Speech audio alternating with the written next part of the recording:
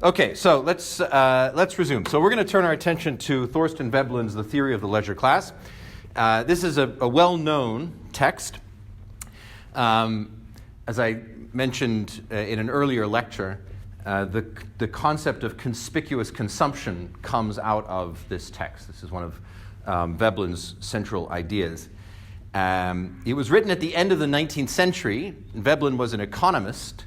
Does not read like economics today, but it's technically an economics text. I doubt many economists have actually made the effort to read it because it's not easy to read.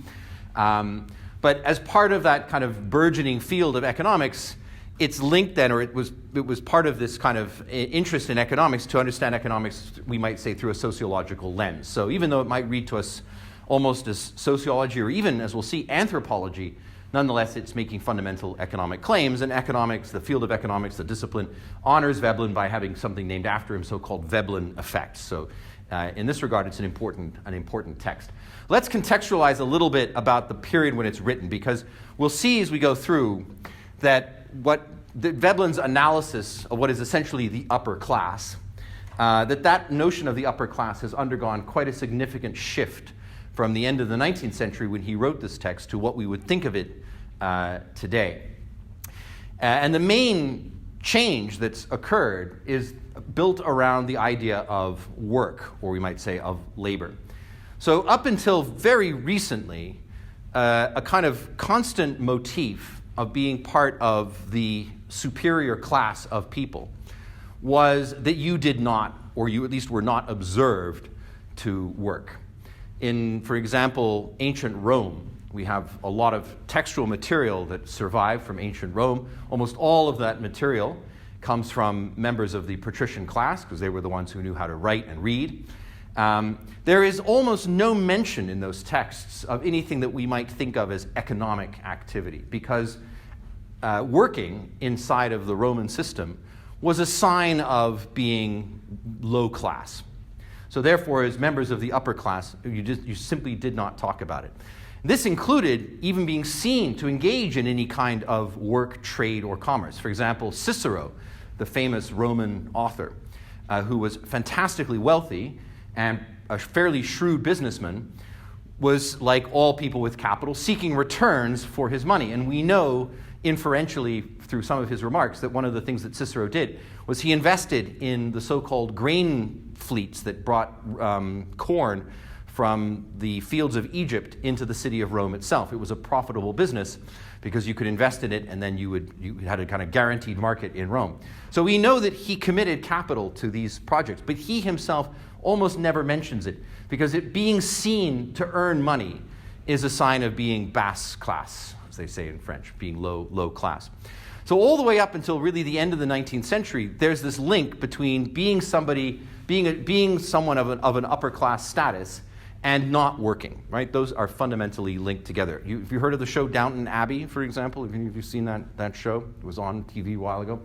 There's a character in that show who, there's a moment in that show in the first season or second. I stopped watching after 2 seasons, so it must be in one of the first 2, where somebody says to the very upper class dowager of the family, "Oh, I'll be up at Downton Abbey for the weekend." And she turns to somebody and says, "What on earth is a weekend?" Because someone of her class, there's no difference between one day of the week and any other day of the week. You're not working on Monday, you're not working on Saturday, right? So the notion that the week is divided in this way makes no sense. So this is the idea that if you're part of this upper class, you do not work. Work is a filthy activity for common people, and you are not part of the common people. And not working is one of the main signifiers of not being part of that common class. That, of course, has somewhat, if not entirely, disappeared, although there's certainly a number of people out there who are living or sort of lives of leisure and indolence based on inherited wealth, who don't do very much. But generally speaking, we no longer associate wealth with people who don't work. We now have undergone a shift in our society where we think of wealth attached to the entrepreneur. So if you close your eyes and think about who do you think of as the super wealthy people, you probably don't think of, for example, the various members of the Walton family all of whom have billions and billions of dollars because their father, Sam Walton, created Walmart, and they inherited it, and now they get to live lives of ease. This is not who jumps into our mind, even though they're some of the wealthiest people on the planet. Instead, you probably think of Jeff Bezos, right? Or Bill Gates, or someone like that. And what do those guys have in common? Hard work, paying off, producing extraordinary dividends, right? So in other words, we've substituted an upper class of leisure for an upper class of what we might call entrepreneurial-driven wealth. And that maps very nicely onto the kind of market psychology that we've developed, namely that you can unleash your entrepreneurial creativity, and as a consequence, you could potentially reap great rewards, right? That's the kind of notion that we have in terms of our modern psychology of what it means to be upper class. Now, the number of people who are wealthy by virtue of their own entrepreneurial efforts versus the number of people who are wealthy because they inherited their wealth is a tiny ratio, right? By far and away, the vast majority of the world's wealthy population is wealthy because they come from wealth. That's the easiest way to make a lot of money, is to inherit it. And the next easiest way is to marry into it. And the hardest way is to set up a very successful company, take it to the market, and earn billions of dollars or hundreds of millions of dollars or whatever. But we've tended to glorify or exalt that notion of an entrepreneurial-driven wealth because it maps so nicely onto how we ourselves think about the market. Although I wonder if perhaps that mindset we have is maybe beginning to erode. At any event, all this to say that when Veblen's writing his text, the idea of engaging in entrepreneurial activity is also a filthy business, right? Wealthy people are not entrepreneurs. They would not want to gain their wealth through entrepreneurship. And if they did, which certainly happened quite a lot, think of people like, I don't know, Vanderbilt or Carnegie. Once you've made your money, the most important thing is at that point, you need to change your status. You need to change your class status, which means you stop working and you start to acquire those elements that as it were, mark you for being part of the upper class. So when he says a theory of the leisure class, he's linking then this notion of elites with leisure, people who don't work. And a lot of his sociological analysis is then driven by that duality, that opposition that's there. We might even call it that dialectic between a world that works and a world that doesn't work. And of course, you can see that Veblen, who knew his Marx, is obviously building this on Marxist foundations, because the whole Marxist idea of the industrial bourgeoisie is they are benefiting, their wealth derives, since they don't do anything themselves, they provide capital, but they don't actually provide any productive labor, that the wealth of the industrial bourgeoisie comes from their ability to capture surplus labor that's provided by the worker, right? And so this notion is they don't have to work because others are working for them, right? This is the kind of distinction that's here. So when you're reading the text for yourselves, you'll see then that a lot of what he's describing doesn't sound particularly familiar to us because it's no longer the main image that we have of what the upper class represents, even if it's still probably the reality of many people who are part of that class. Nonetheless, that caveat aside, there's a lot of very insightful things inside of Veblen's text. And I think that the reason the reason we're reading him in this class is because I think he offers us a mode of analysis which is instructive in the context of trying to explain how it is that we've accepted living lives that are totally subordinated to the market, right? Why have we accepted this basic condition? Since we have no independent means of establishing our existence outside of a market paradigm, why do we accept this?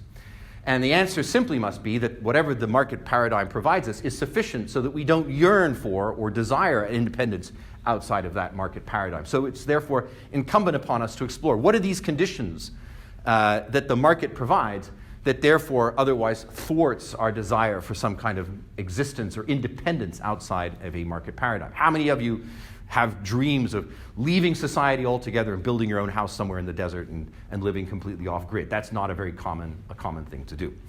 And the insight then is that he has, which he himself does not express this way, but I will express it this way, is he puts his finger on what it means to be aspirational, I think, is how I would characterize the chief overarching insight.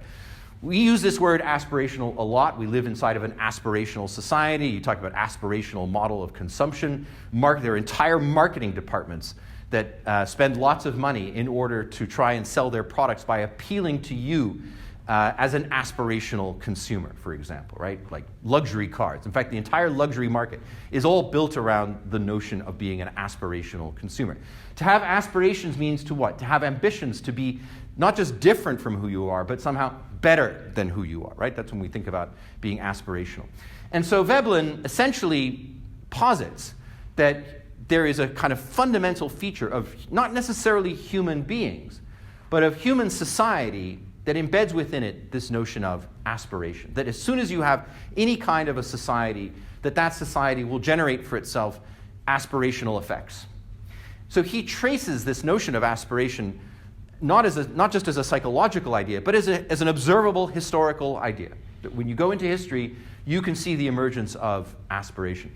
And we ourselves have in some ways already sidled up. We've already placed ourselves next to this concept because one of our very first readings, you may recall, was Marshall Sahlins and his very interesting article on the original affluent society. Did you see, by the way, in the news that Marshall Sahlins died just last week? So, glad that we got a chance to read him while he was still alive. So Marshall Sahlins, if you recall his description of that society, they have no concept of ownership. They have no concept of class. They have no concept even really of division of labor. There's a little bit of division of labor between men and women. They take on slightly different roles, but not much. And they have no concept of aspiration. Living inside of the Kung tribe does not produce an aspirational mindset. They have no desire to change the circumstances of their life. Remember his famous phrase, that you can be affluent by having much or wanting little. And in this case, their prosperity, their affluence is derived from wanting little. Definitionally, if you want little, you're not particularly aspirational, and you're certainly not materially aspirational. So that is to say that we can certainly observe societies, primitive societies, as we'd call them, primitive as always, entre comillas, but we can observe primitive societies where we don't see this mechanism of aspiration operative, which means that human beings are perfectly capable of leading full, prosperous, affluent lives without at the same time being aspirational. So I think Veblen is correct in historicizing this idea, that aspirations, or that our idea of aspirations, are a product of our history, a product of how we choose to lead our lives. Based on this idea then that we are aspirational, he then lays out a theory of the leisure class that goes beyond just a description of what it means to be part of an upper class that doesn't have to work, to instead, I think, explain how it is that our society operates, or we might say sublimates, inside of an aspirational model, what might otherwise be the revolutionary class tendencies that Marx observed. So our broad argument is going to be that one of the reasons Marx got it wrong was because capitalism was able to innovate upon society in such a way that once we made that shift from producer to consumer, that in addition to that, the nature then of our consumption, broadly speaking, is and always will be, with a few exceptions, with the occasional individual exception, but generally speaking, as a general proposition, is and always will be fundamentally aspirational. And once we've created not just the consumer, but the aspirational consumer, at that point we've, as it were, changed the underlying foundations, let's say change the relationship that then exists between those who work inside the system for a wage, and then the kind of psychology that wage-driven relationship with the market creates inside of all of us. And in a very real way, in the sense that when we wake up in the morning, the reason you don't feel like you're being exploited is because of the psychology that's around you. Even though if you think about it at a clinical Marxist level, are you being exploited? If you have to go out and invest in yourself to get a higher wage to work for somebody who's going to capture your surplus labor, of course you're being exploited. But if you don't feel exploited, are you really being exploited, right? That's the kind of question that we have. So let's go through the text. I've got my tea here. my tea is steeped. I'm not sure it's a good use of class time to prepare my tea, so I apologize, but there you go. This is your tuition dollars at work. But as we've already seen, since your tuition dollars are being used to invest in your own human capital, this is just part of the whole panoply of human experience. Okay, so what we want to do is we want to go through the text, and some of you, at least, there's a lot of smart minds in this room, some of you are going to be very interested in what Veblen has to say. and you should therefore have access to this text so you can read it for yourselves and think about it. Reading the text for yourself, as you'll see, is not easy because Veblen's language is itself difficult. So what we want to do is go through both to acquire his ideas and also to figure out how we can approach the text, how we can read it. So I have highlighted a couple of passages. You'll see, by the way, he starts out here's a good example of Veblen. He can't even use the word introduction. He uses the word introductory. Like, what the fuck does that mean? So, right? This is just a foretaste of more nonsense to come. So, the institution of a leisure class is found in its best development at the higher stages of the barbarian culture, as for instance in feudal Europe or feudal Japan. We're not going to worry too much about what this means, but you'll see that right away he's historicizing, right? So the idea of a leisure class, meaning an upper class that doesn't work, is a historical idea. And the reason he's pointing to feudal Europe or feudal Japan, right, is if you think about the way the feudal system works, you have a lord, right? You have somebody who's at the top who has, through inheritance, lands that he then rents out. It's almost always he then rents out to peasants who work the land. So the peasants' ability to keep themselves alive depends upon the lands that they're renting, and the rent that they then owe to the Lord is some percentage, typically of what they're growing. Sometimes it's money, but usually it's what they're growing. So that the person at the top who has all the land, he essentially gets his food, his livelihood is provided for by all the other people who are working, right? And the reason he's saying that this is the best example is it's just structured that way. That the definition of being a lord is the person who doesn't work the field, right? The person who works the field is the peasant. And you saw, some of you wrote on the Reformation topic, that question of the peasants' rebellion in the 16th century.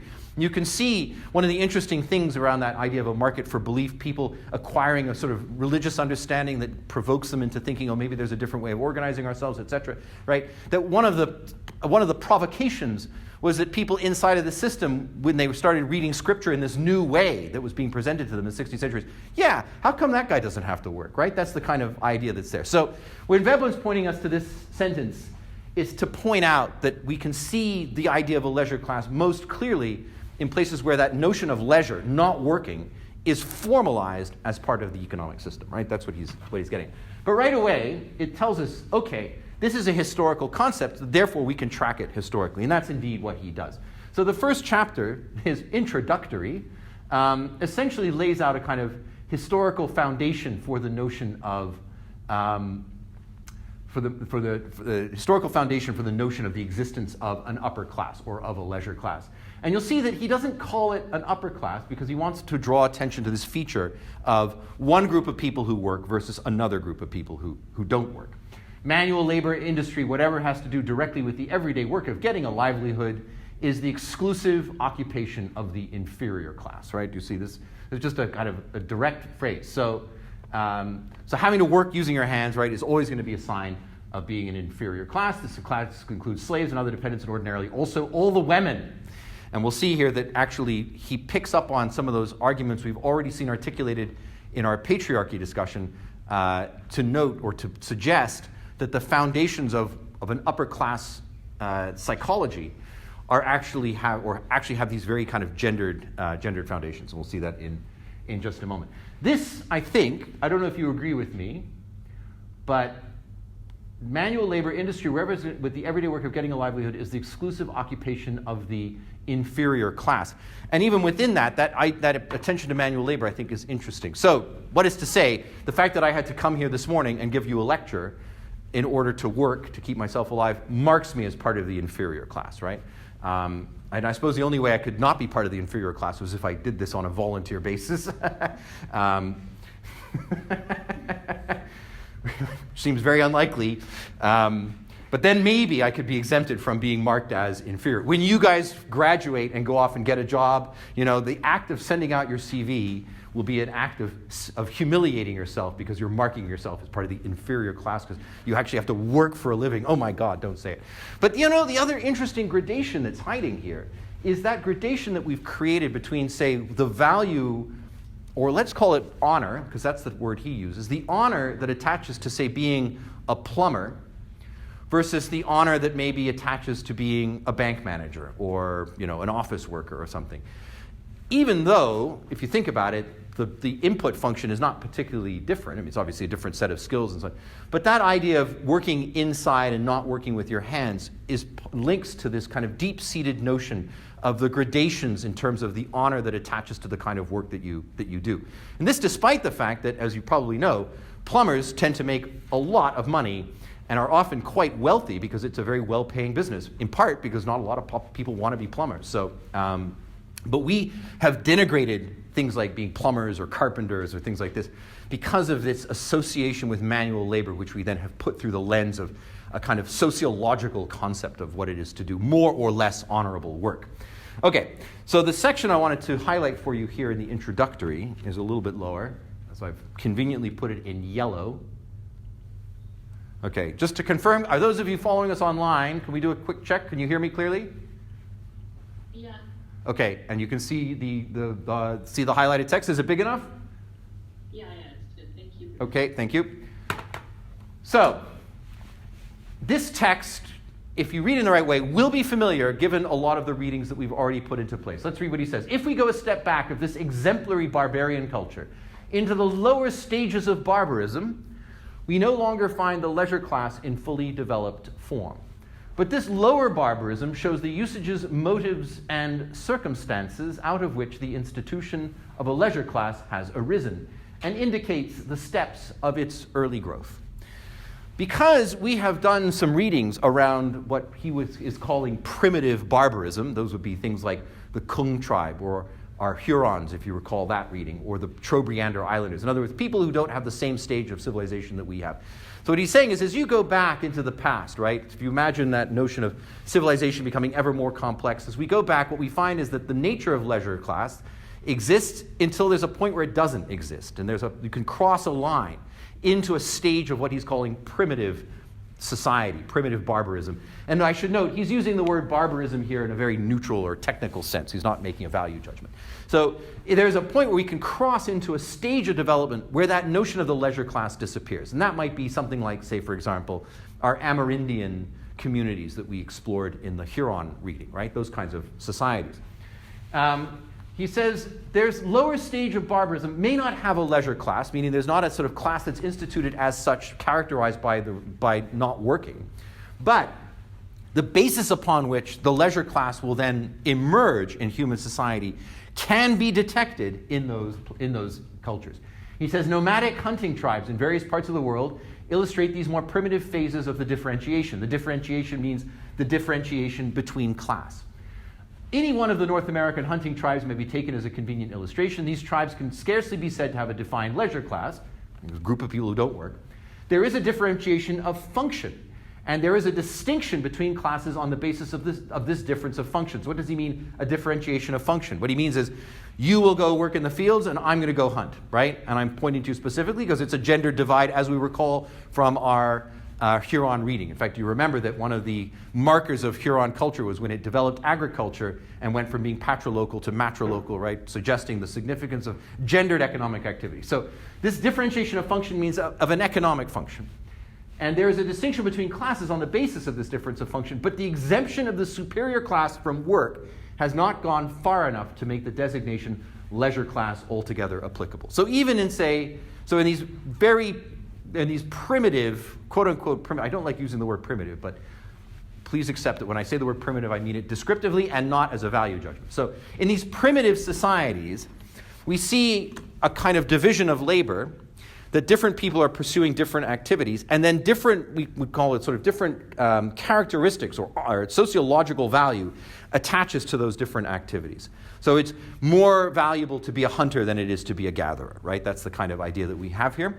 But just because you're part of that more socially valuable group doesn't mean that you are exempt from work. So all it's doing is it's creating a gradation of honor that attaches to activity without at the same time creating a class that is itself completely exempted from doing any activity, right? That's the kind of idea that's here. And you can see he locates this in this part of lower stage of barbarism. Well, we kind of know what this means too, because we read the reading from James Scott. The lower stage of barbarism really refers to groups that are not practicing forms of permanent settlement, right? So non-sedentarist communities is the kind of idea that's here. The tribes belonging on this economic level have carried the economic differentiation to the point at which a marked distinction is made between the occupations of men and women, and this distinction is of an invidious character. Okay, this is a classic Veblenism, an invidious character. Invidious in the English language means something that causes resentment or anger, right? But that's not what it means in Veblen's language. Veblen has decided to use a perfectly good English word to mean something it doesn't mean. What he means by invidious comparison means a comparison that implicates your sense of worth, right? If you're going to write on him, you need to write that down because that's going to be important. He does say it at the end of chapter 2. You would think if he's going to start using words that don't mean what the rest of us think they mean, that he would define his terms, which he does, but he waits until he's 2 chapters in before defining it. So, an invidious comparison, to repeat, means or the notion of invidious means engaging the worth of something, right? So an invidious comparison is a comparison of worth. An invidious character, in this case, a distinction is an invidious character is a distinction in which the worth of what's being distinguished is put into play, right? So, for instance, we would say in our society that the distinction between a plumber and that of an office worker is of an invidious character if we were using a Veblen qualification, right? Because one has more or less worth than the other. So, the occupations of men and women, there's an invidious character, that one has greater worth than the other. In nearly all these tribes, the women are by prescriptive custom. I remind you that the nature of prescriptive meaning determined, by determined custom, held to those employments out of which the industrial occupations proper develop at the next advance. So what's he saying? He's saying that if we go back to primitive communities and we look at the gendered nature of work and we look at what people are doing, and then as we imagine those societies moving to an industrial mode of production, that the division between what women do and what men do will then link to the gradations or the distinctions in work in a later industrial phase, right? So that gender distinction for Veblen is very fundamental to the way in which we rate or grade work in our society. And I think that based on the reading that we did from Gerda Lerner and her book on patriarchy, and it's too bad she hadn't read Veblen, that we can see that she's making a similar argument, that patriarchy, this kind of a mindset, a way of looking, right, has found all these ways to embed gender difference and make them operative inside of our society. And that's essentially what he's doing. Yes, question in the back. That this, like the differentiation of gender and everything, it's been important for like how we see nowadays what you said is that the way in which before it was like the society differentiates the work of women and men has been really important for how we see nowadays. He will make that point. He's not going to argue. He's not saying, for example, this explains why women are paid less than men, for instance, which we might say, but although it probably attaches to that. But he's saying that jobs, work that we find in our society that we consider being less honorable than other jobs, right, plumber versus programmer, that corresponds to the division between female work and male work at a more primitive stage in our development, right? That's essentially what he's saying. So that distinction, even though in our current context, plumber and programmer are both likely to be male, there's still a gender characteristic to the comparison, to the invidious comparison between the two of them. Is that clear, what he's getting at? Okay. The men, so women by prescriptive custom are held to these employments out of which the industrial occupations proper develop at the next advance. And we've seen this, right? Women do the food preparation and they mend the clothes and they make the clothes and all that kind of stuff. The men are exempt from these vulgar employments and are reserved for war, hunting, sports, and devout observances. A very nice discrimination is ordinarily shown in this matter. Now, again, the word nice, which you think of as a kind of personal characteristic and oh, isn't she nice? That's not what he means. Nice means a clear discrimination is being seen in this matter, right? So no matter where you look, I can look at my Huron, I can look at my Pacific Islanders, I can look at sort of European society back in prehistory or whatever, right? And I'll see this discrimination, right? I'll see this distinction between women doing the gathering and men going off and doing the noble things like hunting and killing people. This division of labor coincides with the distinction between the working and the leisure class as it appears in the higher barbarian culture. So again, these are idiosyncratic terms. Lower barbarian culture means the kind of hunter-gathering, pre-sedentary communities. Higher barbarian culture means some level of a primitive society with some level of settled settlement. As the diversification and specialization of employments proceed, the line of demarcation so drawn comes to divide the industrial from the non-industrial employments, right? What does he mean by industrial versus non-industrial? Industrial is making something, right, versus non-industrial. So, for example, if someone is, say, making clothes, that's industrial employment. If you're killing your enemies, that's non-industrial employment.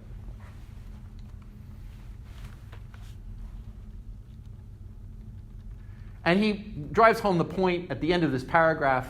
Virtually, he says, the whole range of industrial employments, making things, is an outgrowth of what is classed as woman's work in the primitive barbarian community, right?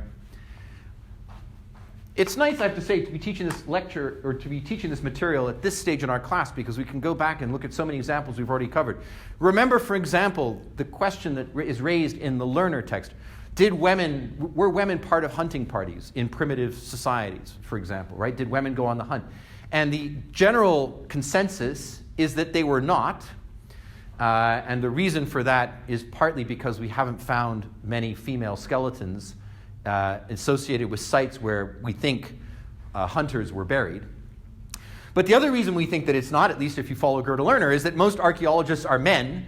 And so therefore, they're already operating under this assumption that men hunted, women did the industrial work back home, right? So it's an open question, the degree to which an observation like this is in fact factually sustainable. We don't actually know if woman's work classified as such was in fact so starkly defined in these primitive societies in prehistory. Although we certainly have evidence that that's the case in primitive societies that we can still observe anthropologically today.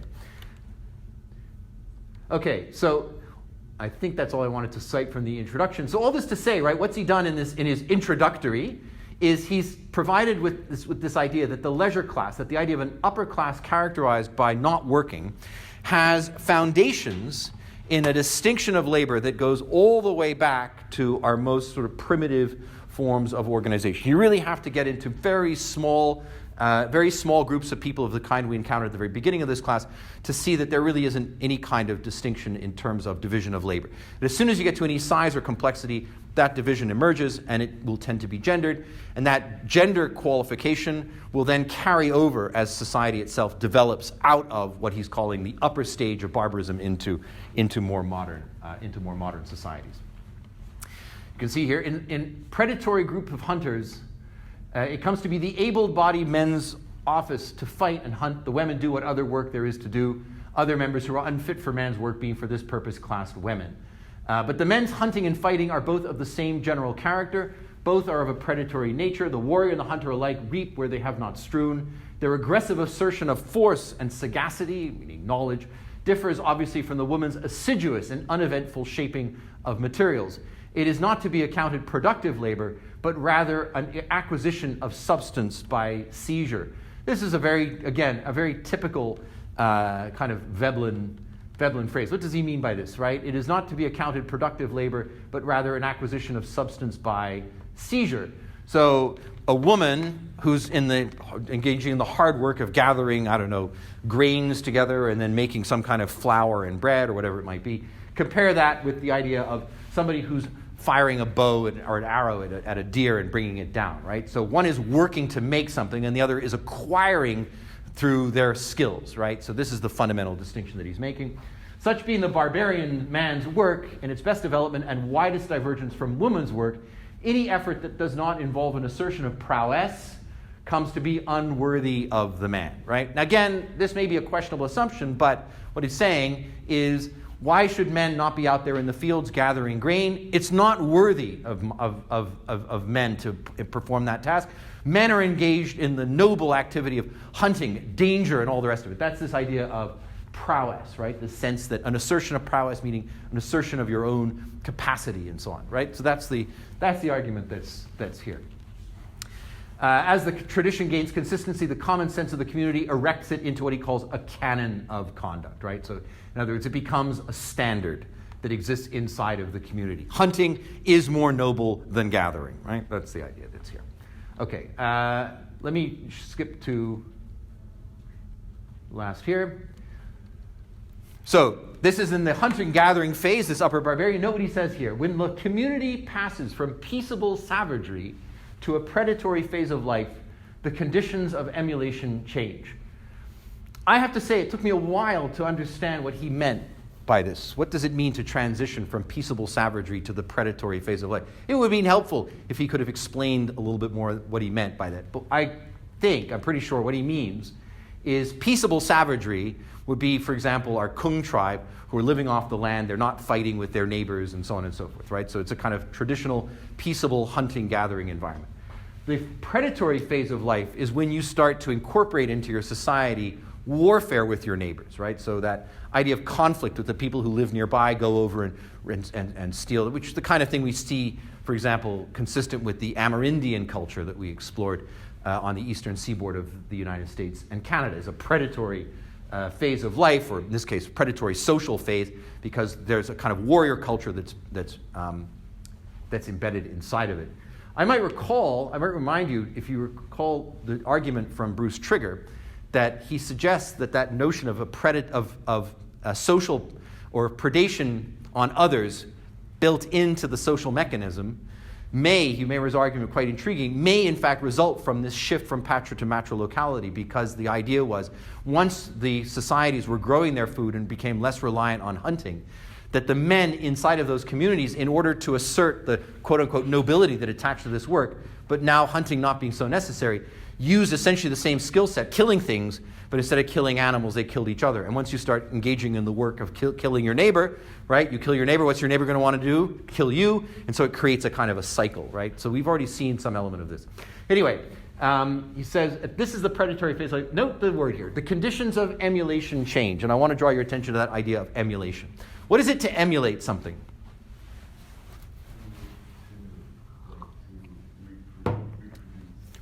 To try to be like, I would say, right? To try to be like. So if we would all like to emulate, Jeff Bezos' success, we might say, right? Or entrepreneurs are trying to emulate that kind of. It means they're not doing it, but they're trying to do it, right? They're trying to be like something. So that idea of emulation is going to be critical to Veblen's overall idea. So the conditions of emulation change, meaning the conditions which people try to be like something. The opportunity and the incentive to emulation increase greatly in scope and urgency. So we're not hunting animals, now we're hunting each other, right? Communities are at warfare with each other. The activity of the men takes more and more takes on the character of exploit, going out and engaging in raiding parties against other people. And an invidious comparison of one hunter or warrior with another grows continually easier and more habitual. Again, that now that you understand his use of the word invidious, what does that mean? That one hunter can compare himself to another hunter in terms of their worth as a hunter. But the hunter itself is an act of exploit, an act of prowess. So the worth comes from the activity that's being engaged in. Tangible evidences of prowess, trophies, find a place in men's habits of thought as an essential feature of the paraphernalia of life. So let's explore what he's trying to get at here. Let me get some names. What's your name? Jonas, right. I keep forgetting your name. Sorry about that, Jonas. So what happens, I teach 200 students. Please don't take it personally. And your name is? Mario. Sorry, Mario. Okay, so we have Jonas and Mario, and I'll put myself into the equation to keep it honest. So the three of us are living in some little community, right? And as part of the social life in that community, we're going to have to go next Thursday and kill some neighbors, right? It's just part of what we do. Jonas, big strapping guy, you can see you want him with an axe, so he's going to go out there. Mario, you're right behind. So we go into the neighbor's compound, right? Jonas with both arms, like one of those raging barbarians that you see in the video games. He's berserk mode. So he's sitting in there, right, just killing people left and right. Mario's close behind. He's also killing a bunch of people. I'm hiding because I'm small, so I'm like, I'll just stand here by the palisade and hopefully no one knows, right? So at the end of it, it's not just that Jonas has killed a bunch of our enemies, right? That's obviously an important function. Great, he's killed some enemies. What's he going to want to do as a function of this hunting expedition or killing expedition that he's gone on? Take his things. Sorry? Take his things. yeah, you're going to want to keep some memento of how many people he's killed. So after he's done killing them, right, depending on the culture and sort of proclivity, maybe you'll chop their heads off, or maybe just take some teeth or an ear. Ears are good, right? Or fingers could be, right? Or a foot. Doesn't matter. Something, right? And then you're going to want to display it. So let's say a necklace, right? So for example, we have the tradition of shrunken heads, right? That's a thing. So people would chop the heads off of their enemies, shrink them down, and then wear them like a necklace around their head. So, well, that's a bit gruesome. So let's just say teeth, right? So there's Jonas, right? He's got all these dead bodies. Pulling teeth out of there, right? Stuff like this, right? Mario's getting his teeth too. I have no teeth. So we come back now to the village where the ladies are waiting for us. And by ladies means not just the ladies, but also the men who are incapable of hunting, right? Because remember, that gender term describes not a physical gender, but a gender attaching to work. And there comes in Jonas, right? Wearing all these teeth around his thing. And there's Mario right behind him, right? Decorated out in trophies, in teeth. And the point then is that they've now created, they are saying something about themselves, right? In terms of the status or the prestige that this activity represents. They haven't done anything useful. They haven't made any clothes to keep people warm, right? All they've done is go off and kill people. And that act of killing is itself ritualized and codified through social practice. So the industrial nature of the work performed is zero. But the non-industrial nature of the work performed is very important, right? And at this point, Mario and Jonas, your understanding of yourself as a man, right, is going to then be linked to this feature, to this function of, as it were, collecting the evidence that you are complying or you're satisfying this condition, right? And then I come back in and I got nothing, right? Which means, at this point, how do I feel? I'm an unworthy killer. I'm an unworthy hunter. And so eventually I'm going to be sort of propelled to join in on these, to be more active in these killing parties, so I get teeth as well, right? And that's the invidious comparison. So when the person comes back and Jonas has the most teeth and Mary has the next teeth and I have no teeth, that the comparison that we make between each other is that nature that our worth, who we are, is linked then to the capacity to display your value, right? So, booty, trophies of the chase or of the raid came to be prized as evidence of preeminent force. There's your teeth, or heads, or feet, or whatever it is. Aggression becomes the accredited form of action, and booty serves as prima facie evidence of successful aggression. So, as we already said, as accepted at this cultural stage, the accredited worthy form of self-assertion is contest, fighting against other people, and useful articles or services obtained by seizure or compulsion serve as a conventional evidence of successful contest. So you went over, raided somebody else's village, and you brought back their stuff, right? That's the idea here. Or you brought back maybe some of their women and children, for instance, as part of this system of booty collection and so on. Therefore, by contrast, the obtaining of goods by other methods than seizure comes to be accounted unworthy of man in his best estate. So if you imagine Jonas on his raiding party finds an excellent set of moccasins, right? He's like, oh, I'll take these, brings them home. That meanwhile, his wife is back in the village making a pair of moccasins, that the two moccasins have different values because of the nature of their acquisition. The seizure of the enemy's moccasin gives it, as it were, a totemic value that just making them yourself doesn't have. That's interesting from an economic point of view, right? Because the utility of the good now changes based on the nature of the acquisition of the good, right? Yeah. But isn't this sort of like, because we're talking about all of this, you know, that there's this world where you go and like you take stuff and you hunt, and that's like more valued than working. But don't you think it's like different now? That like that other side is sort of lost. Yeah, absolutely. We're still at barbarian stage at this point. So he's not suggesting that this necessarily. He's explaining the historical foundations, and I'm spending a bit too long on this. So let me move along a little bit. But just to say this: the performance of productive work or employment in personal service falls under the same odium. Again, if you find a word you don't understand, what should you do? Exactly. Look it up. Thank you. Odium means something that's of a hateful character. For the same reason, an invidious distinction in this way arises. So a distinction of worth arises between exploit and acquisition by seizure on the one hand and industrial employment on the other. Labor acquires a character of irksomeness. It's annoying to work by virtue of the indignity imputed to it. So it's not the fact that making a moccasin is annoying in and of itself. It's the fact that being perceived as someone who's making a moccasin attaches a certain indignity to you, as opposed to your ability to go out and steal them from other people, right? Which has more value and honor. And I think that's the end of my citations here from the first chapter. So just to say, yes, this is not, no, I got a little bit more. Wait, do I want to? Under this common sense appreciation of worth or honor, the taking of life is honorable in the highest degree, and this high office of slaughter, as an expression of the slayer's prepotence, power, casts a glamour of worth over every act of slaughter. Arms are honorable, and use of them, even in the seeking of the life of the meanest creatures of the fields, becomes honorific employment. At the same time, employment in industry becomes correspondingly odious, and in the common sense apprehension, the handling of the tools and implements of industry falls beneath the dignity of able-bodied men. If you fancy yourself somebody of status, you want to be seen with a sword, not with a spade, right? Fundamentally, the sword is honorable, the shovel is not. Okay, let me move to the next chapter. So much for the introduction. What we've done already, or so far, right? All we've done is essentially establish that inside of a society, that the division of labor is not merely about carrying out work, but also then creating what we might call a sociology of work in which dignity or honor attaches to different degrees based on the function that's being carried out. And the fundamental divide between honorable or dignified and dishonorable or undignified is whether the work is non-industrial or industrial, non-productive versus productive, right? Okay, chapter 2. Probably the most important chapter that we're going to be reading that I've included. Pecuniary emulation. Again, a totally needless word, pecuniary, but he uses this a lot. Pecuniary means money. So, in other words, envy of wealth, we might call it. It's not exactly envy. It's wanting to. It's trying to be like those who have a lot of money, right? So, pecuniary emulation means essentially trying to be like those who have wealth.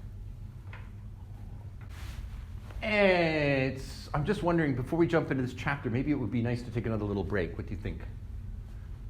Feeling tired? I'd be down. You'd be down for a little break? Jonas is down for a break. All that killing gets him tired, right? Man works up a thirst when he's killing his enemies. Okay, let's do that. Like a 10-minute break. Mario, you've earned it too. So let's take a 10-minute break. We'll come back at 12.